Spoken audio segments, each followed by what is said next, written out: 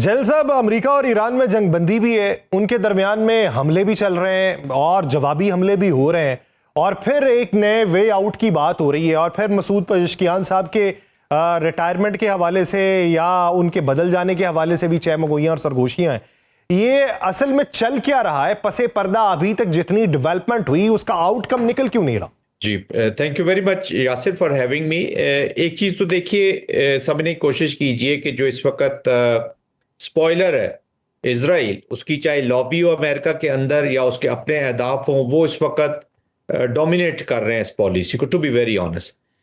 क्योंकि जो लेबनान में इस वक्त सिचुएशन और स्पेशली आज जो सिचुएशन डेवलप हो रही है, that is very alarming. Iran ने भी बड़ा क्लियरली अनाउंस कर दिया हुआ है कि जी अगर एक फ्रंट खुला रहेगा और दूसरे फ्रंट पे अमन होगा तो वी आर नॉट टॉकिंग। तो खतरात तो हैं इस डायलॉग को। लगता है ऐसा कि प्रेसिडेंट ट्रंप जो है वो अपनी थोड़ी सी जो प्रेशर है इस लॉबी का जिसका मैं जिक्र कर रहा हूँ, जो ज़ायनिस्ट लॉबी है, उसके प्रेशर के नीचे, और अब ये भी शकूक व शुबात जन्म ले रहे हैं कि शायद वो कुछ ऑब्जेक्टिव्स उनको हासिल करवाना चाह रहे हैं, इसराइल को सपोर्ट कर रहे हैं कि वो ऑब्जेक्टिव हासिल कर ले। और इसराइल की हत्तुल वसा कोशिश होगी कि कोई ऐसी जंग को फैलाए कि इसका दायरा जो है वो और वसी हो जाए, जितना अब है उससे बढ़ जाए, और ये जो नेगोशिएशंस हैं या जो फ्रेमवर्क इस्टेब्लिश हो रहा है between United states and Iran, ये कभी इस्टेब्लिश ना हो पाए। तो ये इस नहीं वक्त सर, एक तरफ अमेरिका जो है वो लेवरेज देना चाह रहा है इसराइल को, और दूसरी तरफ या अमेरिका को भी कोई फेवर ना मिले और अमेरिका यूं ही इसके अंदर मौजूद रहे, तो अमेरिका के फिर इसमें मफादात क्या होंगे? यासिर, अगर स्ट्रेटजी में देखा जाए, स्ट्रेटजिकली इसको एनालाइज किया जाए, तो मुझे तो नहीं लगता कि अमेरिका ने कुछ अहदाफ हासिल किए हैं, बल्कि उनका लॉस ज्यादा हुआ है। आज यूरोप उनसे अलग खड़ा है, जो हमेशा उनकी वॉर के साथ खड़ा होता था। आज यूरोप जो है वो उस जो सपोर्ट इनडायरेक्टली या डायरेक्टली देता था, पहले तो जुड़ के खड़ा होता था इसराइल के साथ और इसराइल को विक्टिम समझता था, वो आज अलग हो चुका है। इसराइल के अहदाफ जरूर पूरे हो रहे हैं। They have brought America into the war, Iran के ऊपर हमला भी करवा दिया है। इंट्रा जो रिलेशनशिप है रीजन के अंदर, मिडिल ईस्ट के अंदर, खासतौर पे गल्फ कंट्रीज के साथ ईरान की, वो काफ़ी हद तक उसने ख़राब करवाने में कामयाब हो गया है और एक डिवीजन इस्टेब्लिश करने में कामयाब हो गया। लेकिन अमेरिका के तो मुझे पर्सनली लोग बात करते हैं कि जी उन्होंने ऑयल ज़्यादा बेच लिया है, उनकी डिफेंस इंडस्ट्री ने थोड़ा सा बूम किया, लेकिन overall I think there is a stress on the American street. Loss ही हुआ है प्रेसिडेंट ट्रंप का।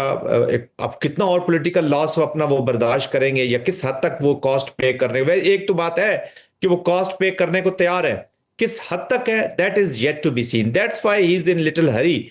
लेकिन उसके साथ साथ जो एक्शंस है वो कमेंसरेटिंग नहीं है, कि वो अपने अमेरिका के मफादात के लिए बिल्कुल कमेंसरेटिंग नहीं है इसराइल की। इसलिए तो वो कहता है कि इसराइल में मैं इस वक्त ज्यादा पॉपुलर हूं, मैंने बहुत काम किया इसराइल के लिए जो पहले कोई प्रेसिडेंट नहीं कर सका। वो प्रेसिडेंट शायद इसराइल में ठीक कहते हो कि मैं ज्यादा पॉपुलर हूं, बट अमेरिका में इस वक्त वो पॉपुलर नहीं है। तो मुझे तो उनका लॉस ही लॉस नजर आया जी। तो सर फिर आप क्या समझते हैं कि ईरान की बर्दाश्त कहां तक होगी? आप ये कहते हैं कि अमेरिका ने गेन कुछ नहीं किया, तो एक मजमूई सूरत हाल के अंदर जहां पे सैकड़ों बिलियन डॉलर्स का नुकसान हुआ है और उनके ऊपर मौशी तंगी जो है वो मुसल्लत कर दी गई है, तो फिर उनके लिए नुक्ता बर्दाश्त कहां तक है? यासिर, मैंने जो एनालाइज किया है, जो मैं ईरानियन से किसी से बातचीत भी होती है, जो पीपल ऑफ कंसर्न या तो मैटर करते हैं थोड़ा सा, खासतौर पर पाकिस्तान के अंदर भी जो मौजूद है, उनसे मिलने के बाद मैं थोड़ा सा इस नतीजे पर जरूर पहुंचा हूं कि ईरानियन का जो माइंडसेट है वो अभी तक अमेरिका पे ट्रस्ट नहीं कर पा रहा जी।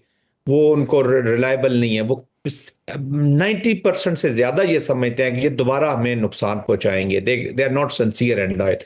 उस माइंडसेट को चेंज करना बड़ा मुश्किल हुआ है। तो दैट्स वाई वो प्रोलॉन्ग तो कर रहे हैं, लेकिन उन्होंने अपना कॉस्ट बेनिफिट एनालिसिस जरूर कर। They're a thinking nation, they're not an ordinary nation कि वो सोचे बगैर इमोशंस के ऊपर ले चले। Yes, emotions are very high, बड़ी लीडरशिप की कैपिटेशन हुई है। They lost their supreme leader, emotionally बिल्कुल अटैच है उनके साथ, लेकिन उन्होंने कॉस्ट बेनिफिट एनालिसिस जरूर किया होगा। ईरान के लिए जो सबसे बड़ा डायलेमा ये है कि वो चाहता है कि कंप्रीहेंसिव पीस हो, टोटल पीस हो, ताकि वॉर बंद हो और बाकी ताकि वो रिव्यू करे अपनी पॉलिसीज को, जो चीजें ठीक करनी है। ये नहीं हो सकता कि वो कुछ अरसे के लिए वॉर को बंद कर दे और फिर कल उसका विक्टिम हो जाए, क्योंकि उसे पता है कि अब दोबारा अगर वॉर उसके ऊपर मुसल्लत की गई तो इस पोजीशन ऑफ स्ट्रेंथ से वो आगे नहीं है, वॉर नहीं कर सकता। हॉर्मस को भी उन्होंने इस्तेमाल कर लिया, आगे भी करते रहेंगे, लेकिन शायद वो अब नेसेसरी सेफगार्ड लेकर शायद वो अगली अगली वार उस पर थोपी जाए। तो दैट्स व्हाई इसको वंस फॉर ऑल सॉल्व करना चाहते हैं, which is good also. Sir फिर मसूद पेशकियान साहब के हवाले से जो अफवाहें गर्दिश कर रही हैं, आप इसकी बुनियादी वजह क्या देखते हैं? क्या ये जो तवालत मुज़ाकरात के अंदर आ रही है इस वजह से है, या अंदरूनी तौर पे कुछ ऐसे साइंस हैं जिसकी वजह से ये बातें हैं, या फिर ये एक रिफ्ट डालने की मुमकिन कोशिश है कि जिसके बारे में इस तरह का बयानिया अपनाया जा रहा है? इस वॉरफेयर में जी, मॉडर्न वॉरफेयर में जहाँ पे हमने नई टेक्नोलॉजीज को यूज करते होते देखा, वहां पे डिसइंफॉर्मेशन और इंफॉर्मेशन का भी बहुत रोल रहा है जी। तो मुझे तो ये एक डिसइंफॉर्मेशन कैंपेन का हिस्सा लगता है।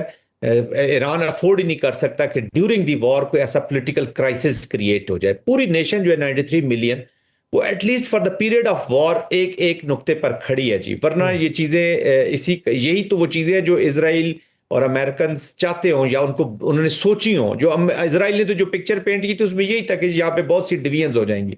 फिर हम हर थोड़े अरसे बाद एक नई सुनते हैं। पिछले दिनों में हमने अहमदी नजाद साहब का सुना था कि जी वो आ रहे हैं। शुरू हुआ ये प्रिंस साहब से, प्रिंस जो थे उनके पुराने शाह के बेटे जो हैं उनसे शुरू हुआ। फिर अहमदी नजाद का भी बीच में सुना, अभी पजेशकान का साहब का सुन रहे हैं। फिर कुर्दों का जो नॉन स्टेट एक्टर्स थे उनका एक्टिवेट होने का सुना। तो ये चीजें डिसइंफॉर्मेशन इंफॉर्मेशन वॉरफेयर के अंदर हमने देखी है कि ये चल रही है। तो ये उसी का ऐसा है, Iran can't afford this political instability during mid war, वरना फिर इनकी एप्लीकेशन में तब्दीली आएगी जी। आप देखिएगा कि एम्बोल्डन होता है एनिमी और वो अपना रीरूट करता है अपनी अप्रोच को। अच्छा, आपने सर कहा कि ईरानी जो है वो एतमाद नहीं कर पा रहे, लेकिन क्या आप ये समझते हैं कि एतमाद के अलावा वो जो ड्राफ्ट जिसके मुमकिन तौर पे दोनों अतराफ में पेश किए जाने की खबरें थीं, उसके ऊपर मुआहिदा हो सकता था अगर एतमाद की बहाली होती? तो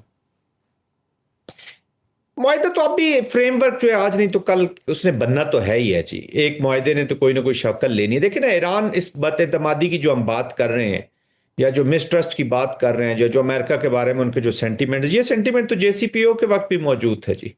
बीच में बहुत कोशिश की गई रूहानी साहब के टाइम में भी कि अरब के मामलात को ठीक किया जाए, लेकिन कभी इराक वार शुरू हो जाती है, कभी मिडिल ईस्ट के अंदर बहुत से तजर्बे होते रहे और पूरा एक्सपेरिमेंट होता रहा। उससे ईरान जो है वो एक कॉमन फैक्टर के तौर पर कहीं ना कहीं इसके बारे में पॉलिसी जरूर बनती, चाहे इराक वार हो, चाहे कुवैत इराक वार हो, ईरान कहीं ना कहीं उसमें फिगर आउट जरूर होता रहा है। और ऑफ कोर्स फिर इराक का जो इन्फ्लुएंस है इन द रीजनल कंट्रीज वो भी इम्पैक्ट करता रहता है। तो ये चीजें तो यहाँ पे चलती रही, कोशिशें भी होती रही। और 2015 में भी आपने देखा कि JCPO इसी ईरान ने साइन किया।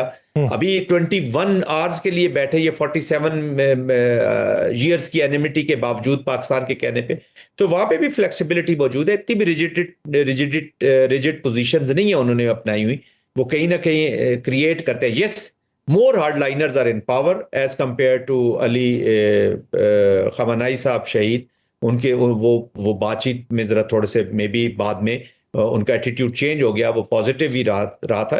अमेरिका से मैं कभी कभी कहता हूँ कि बड़ी गलतियां कर जाते हैं, किसी ऐसी पर्सनैलिटी को निकाल देते हैं जिससे बातचीत के चांसेस कामयाबी के ज्यादा और उसकी जगह ज्यादा हार्डलाइनर्स आ जाते हैं। जी, जो नई लीडरशिप है इसके बारे में इन्हें शायद इतना इल्म नहीं था कि ये शायद उनसे इतने ज्यादा हार्ड लाइनर नहीं होंगे। वो समझ रहे थे कि लोग इस सड़कों पर इतने निकल आएंगे।